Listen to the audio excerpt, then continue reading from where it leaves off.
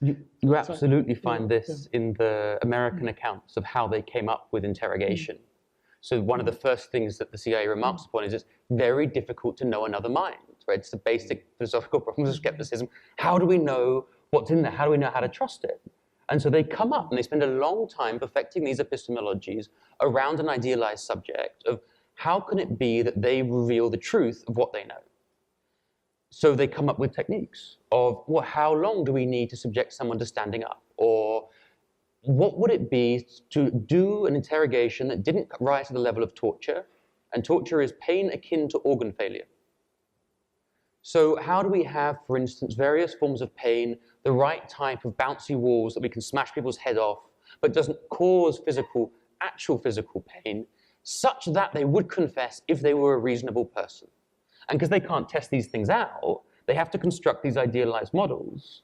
And then when you read Abu Zubaydah's interrogation reports, he is the idealized subject going into these tests, designed in large part by psychologists. And it's interesting that you said that this begins with forms of observation and training, because all of these techniques emerge from, in America, the SARE program. And the SARE program is a series of tests that Marines get, like Navy SEALs, to resist torture. And the American torture program is an inversion of a program to allow them to resist torture that they then apply elsewhere. But then the problem, and why the epistemology, of course, absolutely falls down, is that they get someone like Abu Zubaydah, and they've been told that Abu Zubaydah is a high-ranking member of Al-Qaeda. In fact, he's an owner of a hostel with brain damage. And they subject him to these tests, and he, of course, confesses. He confesses everything, more than everything. He confesses things that they can't even believe. And torture becomes this deeply unsteady epistemology for getting at what's in their head, because he just wants to give them what they assume is already in his head. So he's sort of created as a subject by the process of torture, such that the truth vanishes from a procedure designed explicitly to produce the truth.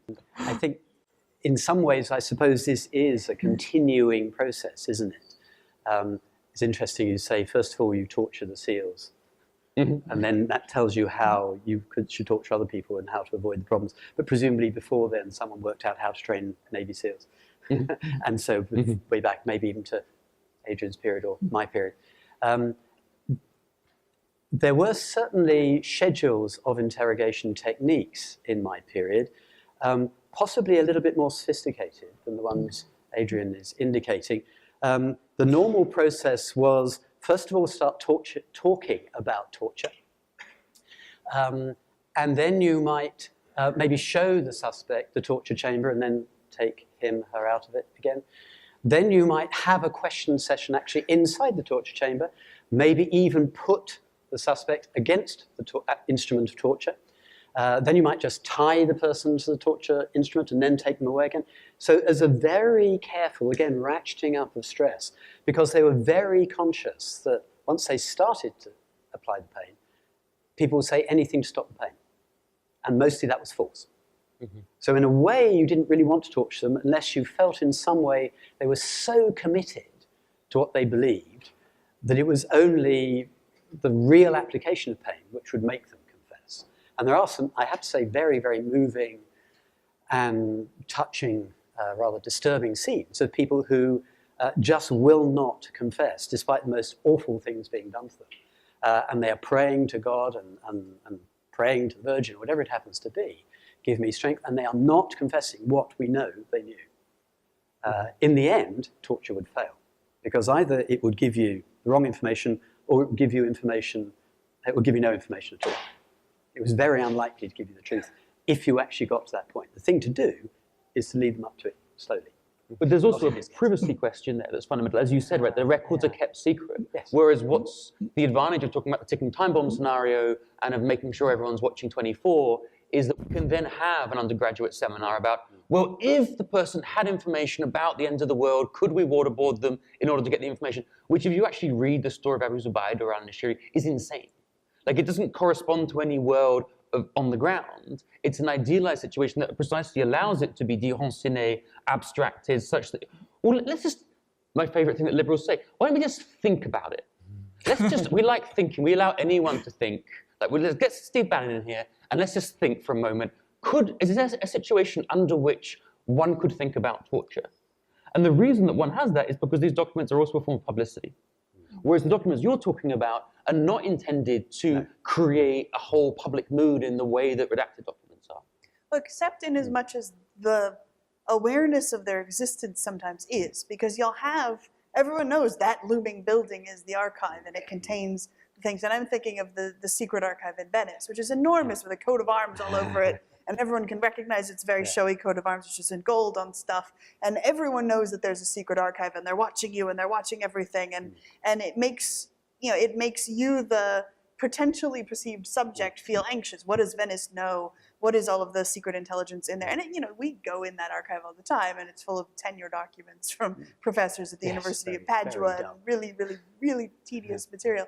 But the fact that it exists and is forbidden is itself publicized. And I think there's another aspect too here, which the maths is too complicated for me to do. But I did once try to work out what proportion of the population of a city like Venice might have interacted directly with the Inquisition at some point in their life, as a witness, as a suspect, maybe as an employee. And the maths became terribly complicated because of the moving demographics and so on, so I sort of gave up. But the other thing to remember, of course, is that there are lots of people there who are not being tortured, quite a few being interrogated but not tortured, quite a few being interrogated and released. Right. The death rate within the Italian Inquisition tribunals is actually very low. Much smaller even than the Spanish Inquisition, which is also very low. I remember you talking about the example case with the bread. There was a woman who was indicted for witchcraft because her bread was weird, and the Inquisition looked into it and determined that she was Hungarian and her bread recipe was different. Different recipe, and let her go. Yeah, that's right. So there are lots of people out there walking the streets, living in the houses, going to church, saying, "Oh yeah, I know about the Inquisition. Yeah, you don't want to get in there. They're a bit scary. There's some archbishops and people, and they've got a torture room around the back. And so the reputation gets out among the population without actually having to do the damage in the first place." On the one hand, in Guantanamo, death is a real problem. The one thing you don't want to do is kill people. Extraordinary interrogation techniques, fine, but killing is an absolute no-no. We're not going to kill them. That would be to totally destroy the very logical basis of the operation. And indeed, sometimes people try to commit suicide. And the name for suicide in the American military is it's a hostile enemy operation. So the killing is not done by the military. They kill themselves, and that is an attack on America.